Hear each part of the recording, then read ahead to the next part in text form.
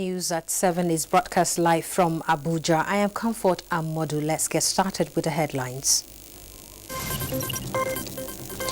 Flood cuts off international highways in Kebbi State dislocate thousands of communities in 5 local government areas. Federal government works out modalities to cushion effects of COVID-19 and other variables of food security. Global Amnesty Watch and civil society organizations commend Nigerian Army for restoring peace in northeastern Nigeria.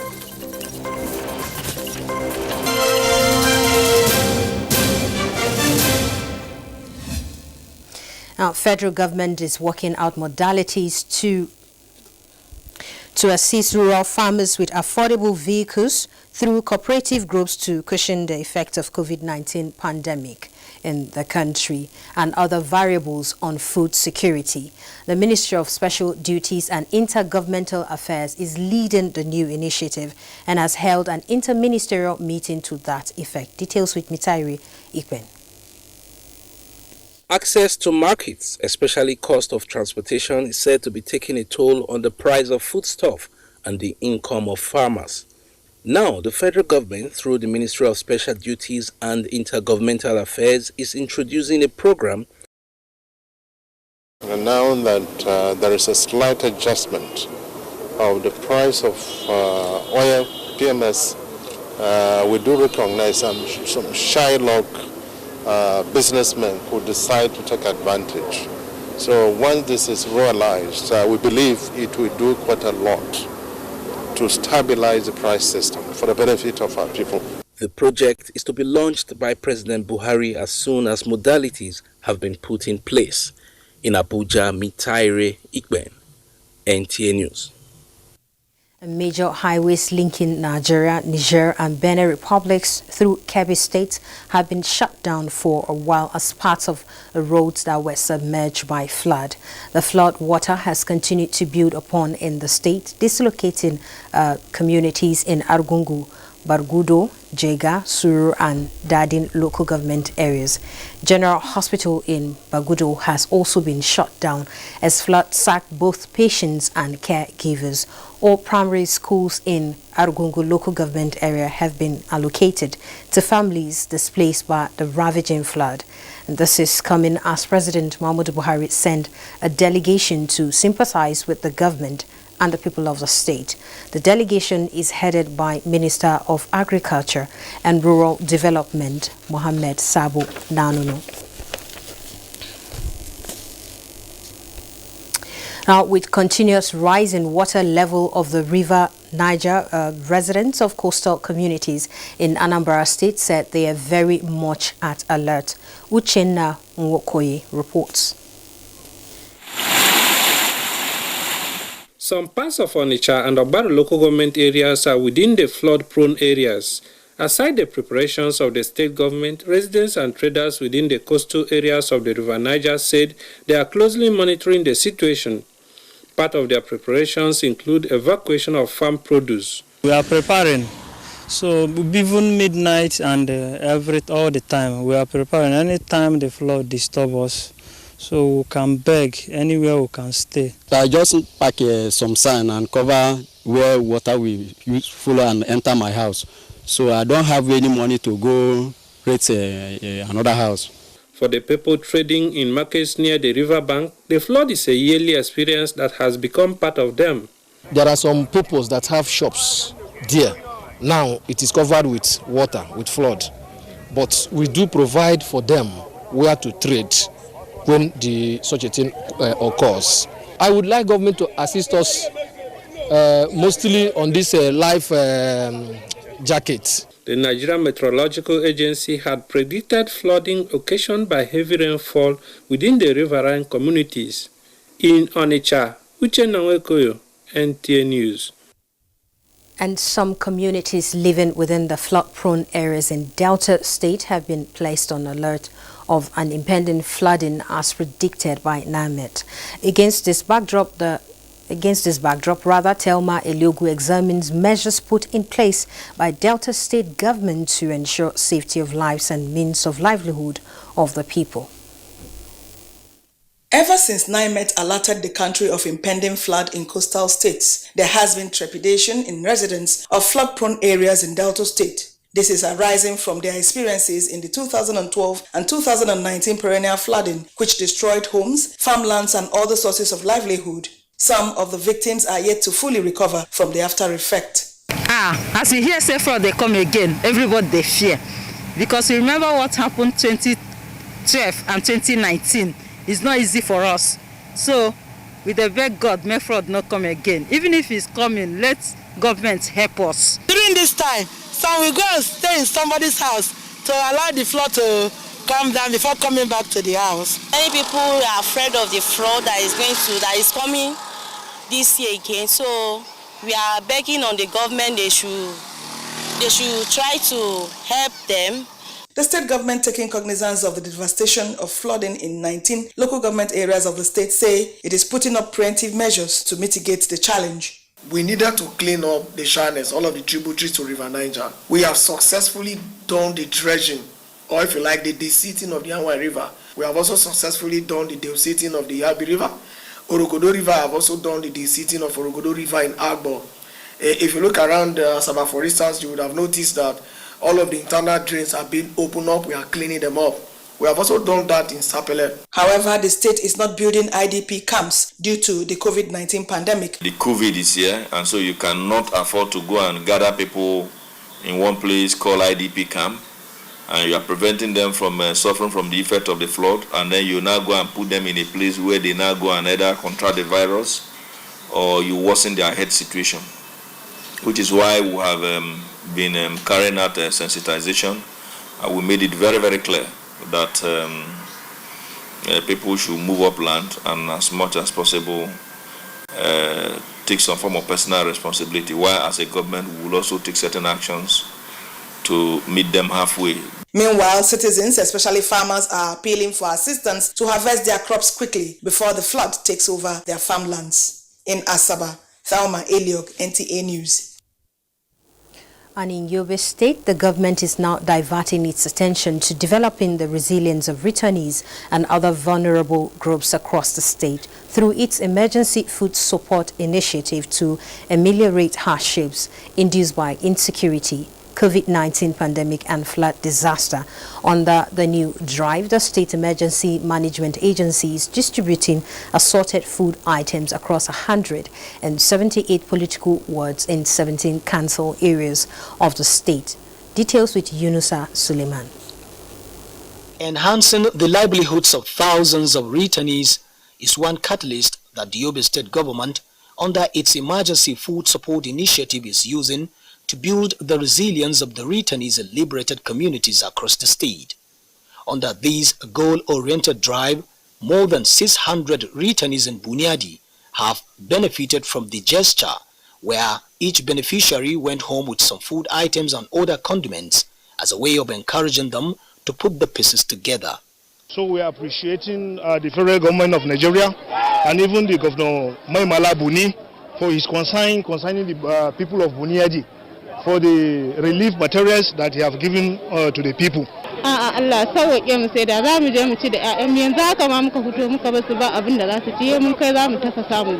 The ongoing food distribution exercise is also targeting 150 vulnerable households in each ward of the state to ameliorate their sufferings in this trying moment that is characterized by the effects of COVID-19 pandemic and flood disaster across the 17 local government areas of the state.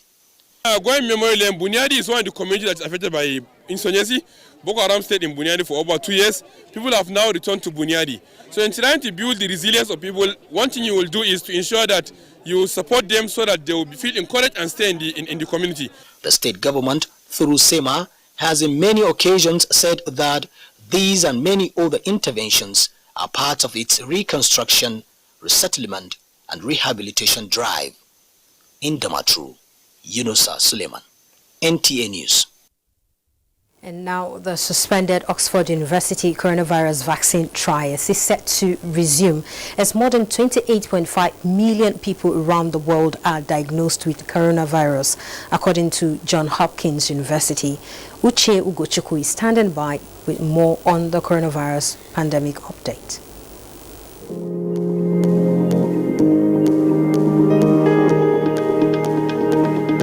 Nigeria's coronavirus cases now stands at 56,017 with 43,998 recoveries. The country's Center for Disease Control confirmed 188 new cases from 18 states and the Federal Capital Territory.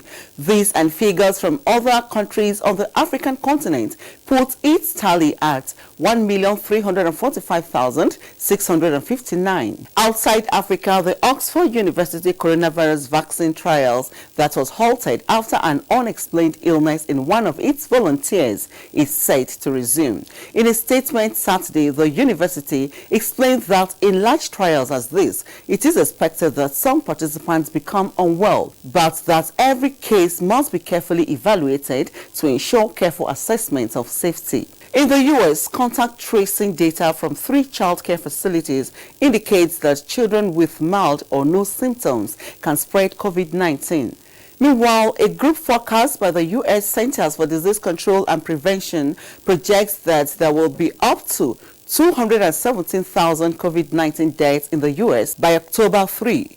In another development, India reported another new highest daily increase Saturday with 97,517 new infections, and the United Arab Emirates recorded 1,007 new cases, which is the highest daily number of infections reported in the country since the beginning of the pandemic. Now, the global tally on Worldometer coronavirus dashboard as at 6:30 p.m. local time is 28,752,231, 921,441 deaths, and 20,656,120 recoveries. That's it from here. I am Uche Ugochukwu.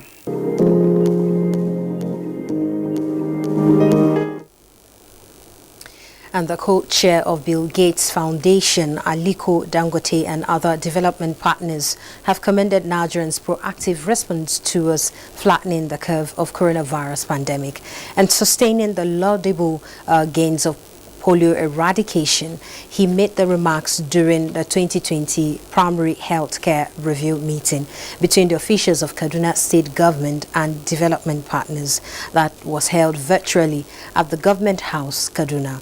Mohammed Umar Ajingi brings us the rest of the details.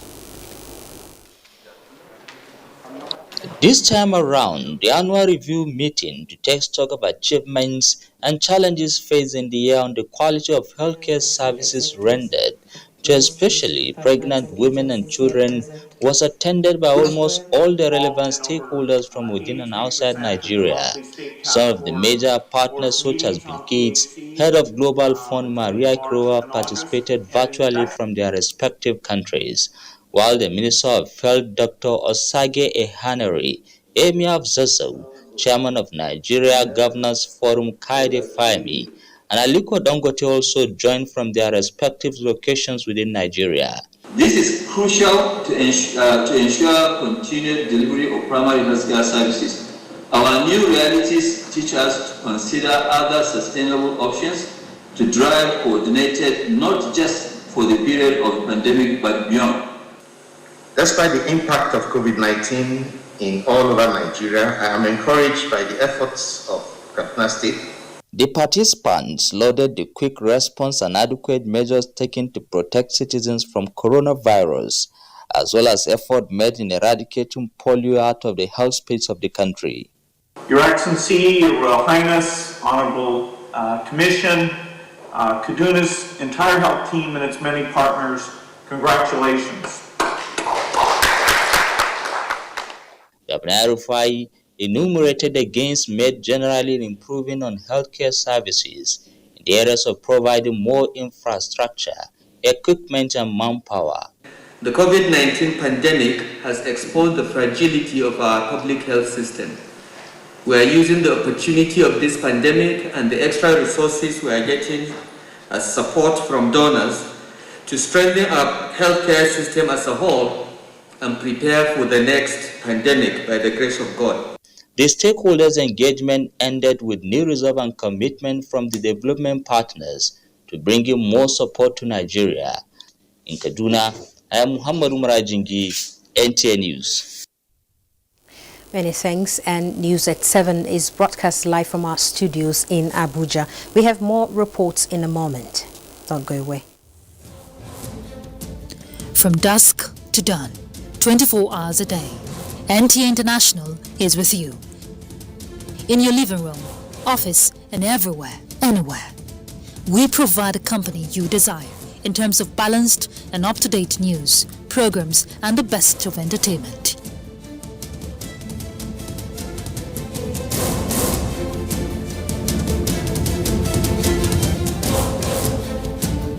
Tune in to DSTV channel 251, GoTV channel 91, Freeview channel 264, or live streaming via www.visiontv.co.uk. Application for iOS or Android. Intelsat 901/332.5 degrees east. You can also see us on Facebook and YouTube for quality content on the go. NTA International, Africa's window to the world. Many thanks for staying tuned with the news at 7. And now the Nigerian military has been commended for restoring peace and normalcy in the northeast region of the country, which over the years was bedeviled by Boko Haram insurgency. Global Amnesty Watch, in collaboration with Civil Society Organization of Nigeria, gave the commendation at the end of a post-Boko Haram assessment tour of the northeast. Simon Asha tells us more. All our members in these states to see for themselves. Over the years, the devastating effect of Boko Haram insurgents in the northeast region of the country resulted in destructions of lives and property, with displaced people in search of a living. The narrative has speedily changed, with the intervention of Nigerian armed forces, restoring peace and hope to the affected communities, as people now go about their socio-economic activities devoid of any fear of the unknown. We have actually achieved a major breakthrough when it comes to the issue of insurgency in Adamawa states.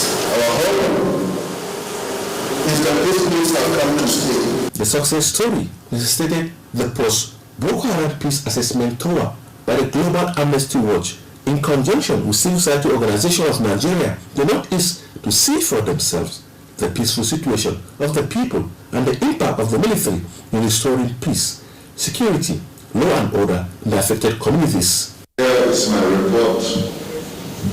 The military have recaptured all local government councils in the state, hitherto taken by the insurgents, and freed all captives, and the state has remained peaceful till date, while law and order have been restored. Peace have returned to the northeast region, most especially Adamawa State. In Yola, Simon Asha, NTA News. And elsewhere in Taraba State, Chief of Defense Staff General Gabriel Oloni Shakin has inaugurated rather 5 hand pump boreholes in 5 communities of the state and sunk by the Department of Civil Military Cooperation under his purview. Charles Abba reports that the Chief of Defense Staff was represented by Rear Admiral Abdul Adamu. Over time, military operations like that of the 4th Special Forces Command, the Nigerian Air Force, and the Operation Wellstroke, which covers Benue, Taraba, and Nasarawa states, continue to use the kinetic approach to quell security challenges in various communities. The Chief of Defense Staff, represented by Rear Admiral Abdul Adamu, said the sinking of boreholes in the communities could yield more sustainable peace. This project, which we call as Quick Impact Project, is just one of the ways to pay back those peaceful communities to sustain the peace. 2 of the boreholes were sited at Wukari New Site and Rafin Kada in Wukari Local Government Area, 1 at Akate in Donga Local Government Area, and 2 others in Takum and Chachanji communities of Takum Local Government Area, which are areas that embraced the peace initiated by Operation Wellstroke. We believe that by giving them what they really require, it will go a long way to find the peace which is now existing in southern Taraba. Taraba State Governor, represented by his Special Advisor on Security, Colonel Wunuken Angio, retired, and Benefiting Council Chairman, acknowledged the efforts of Operation Weststroke in restoring peace to the communities and thanked the Chief of Defense Staff for making life more meaningful for the people through the provision of water. Before now, Wukari, Akate and Takum roads were dreaded due to activities of armed bandits. From Takum, Charles Abba, NTA News.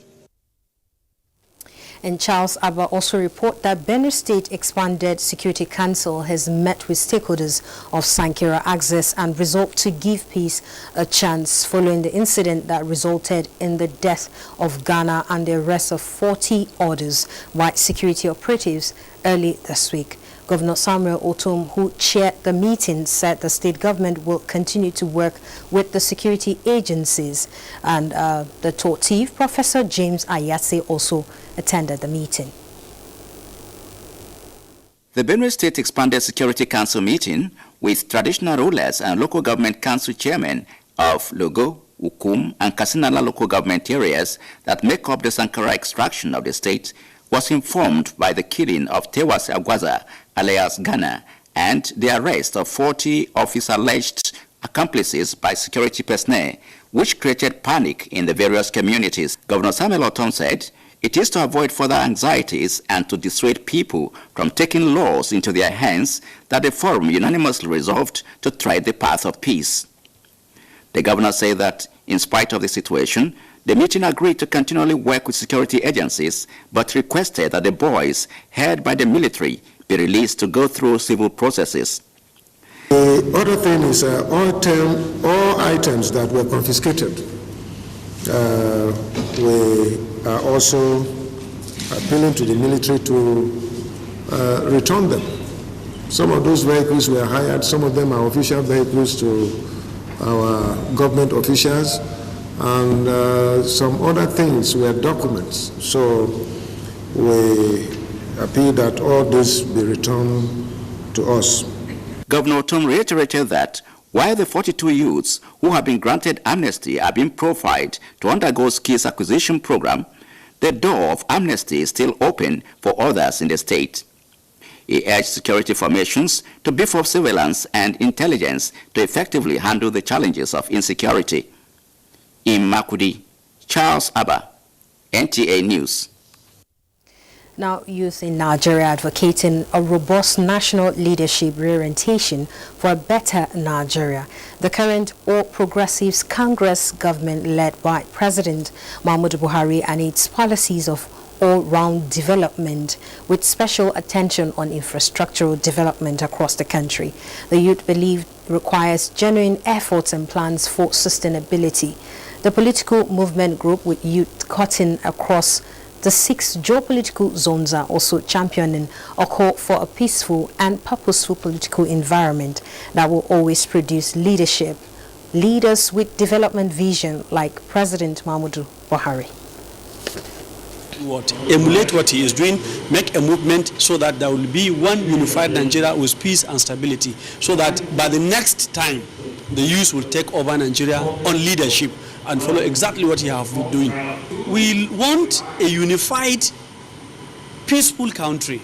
You can see here that people of different tribes and nationalities, and that is the purpose of a Nigerian. It's not a tribal issue, it's not a religious issue, it's just celebrating the politics of our leader. They agreed that youths in Nigeria are the major beneficiaries of the Buhari-led administration through peaceful, impactful programs. And in sports, Ministry of Sport to establish Olympic camps in preparation for Tokyo Olympics.